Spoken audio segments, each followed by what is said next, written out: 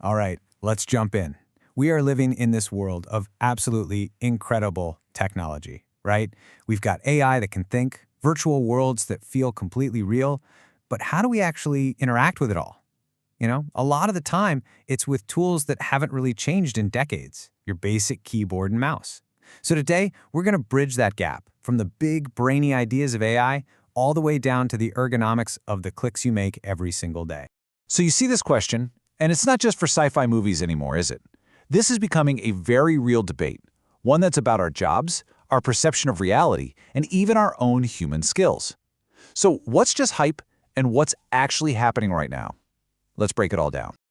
Okay, here's the plan. We're going to start with the really big picture stuff, the promise and, the peril of a future filled with AI. Then we'll dive into how technology is already messing with our sense of reality, talking about AR and VR. After that, we'll bring it back down to earth and talk about the physical tools we use constantly, like the keyboard. And finally, we'll look at all the different ways we point and click to get around in our digital world. Right, so our robot future.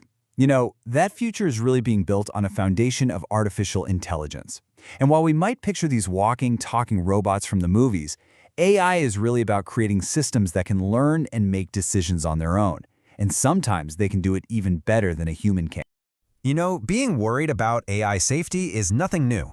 Way back in the 1940s, the science fiction author Isaac Asimov came up with his famous laws of robotics. And the very first one, the most important one, is that a robot can't hurt a person.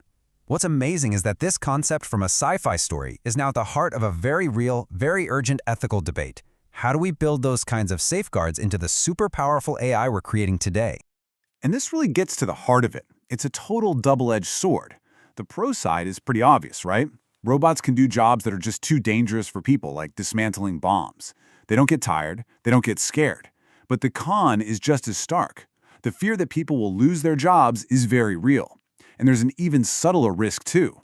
As we start to rely on machines to do more and more of our thinking, what happens to our own ability to solve problems? So it's not just about creating artificial intelligence, we're also creating whole artificial realities. And you've heard these terms thrown around all the time, AR and VR, but people often use them like they're the same thing. They are fundamentally different, and really getting that difference is key to understanding where all this tech is headed. Okay, first up, we've got augmented reality, or AR.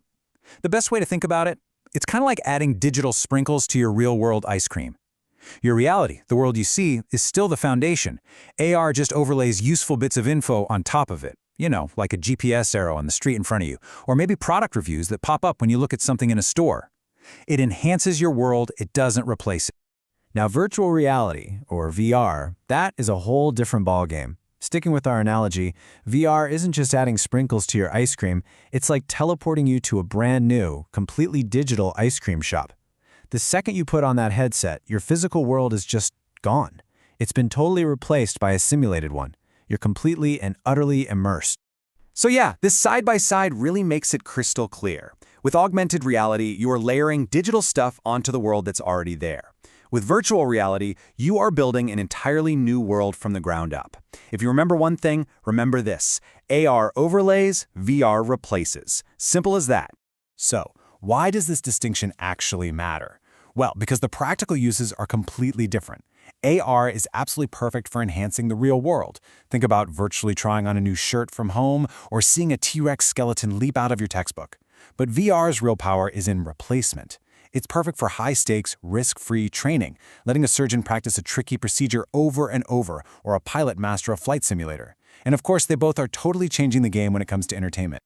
Okay, so we've got these brilliant AI systems and these mind-bending virtual worlds, but all of this advanced tech still needs a bridge to connect to the physical world, and that bridge is us. So how do we actually translate our thoughts and intentions into digital commands? Well, that brings us right back to the most fundamental and honestly the most overlooked pieces of hardware we have, our input tools. And for pretty much all of modern computing history, that main bridge has been the humble keyboard. I mean, think about it. Every single email you send, every line of code that's written, every Google search, it all starts with the simple press of a physical key. It's this quiet, unassuming foundation of our entire digital lives. But all of this constant, repetitive clicking and clacking has a real physical cost. For a lot of people who type all day long, it can lead to something called repetitive strain injury, or RSI. And it's exactly what it sounds like. It's painful damage to the muscles and nerves in our hands and wrists. A very real problem created by the very tools we depend on. And here's the cool part. Just as technology created the problem, it's also come up with a solution. Ergonomic keyboards. They're specifically designed to fight RSI by literally changing their shape. By splitting the layout and angling the keys, they let your hands and wrists rest in a much more natural, comfortable position, which can seriously reduce all that strain. But of course, typing text is only half the story. We also have to navigate all these graphical interfaces. We have to point and click and drag and select, and that brings us to our other essential input tool and all the different forms it can take to control that little arrow on our screen. So you've basically got three main options here, and each one has a really clear trade-off. First, there's the classic mouse. Its big advantage is incredible precision and speed, but the catch is you need a good amount of flat desk space to use it. Then you have the touchpad, right? Its whole deal is portability. It's built right into your laptop. But you do sacrifice some of that pinpoint accuracy. And finally, there's the tracker ball. This is great because it stays in one spot, so it's perfect for a cluttered or tiny desk. The only thing is, it can feel a little weird at first and take some getting used to. So really, the best choice just depends on what you care about most: precision, portability, or saving space. And that really brings everything full circle, doesn't it? We've gone from artificial intelligence that could one day outthink us, all the way down to keyboards designed to literally reduce our physical pain. So as all of our tools get smarter and more powerful and way more comfortable to use, we're left with this really crucial question. How do we make sure that we stay sharp? How do we protect our own creativity and our own critical thinking in a world that is being designed more and more for our convenience? Something to think about. Thanks for tuning in.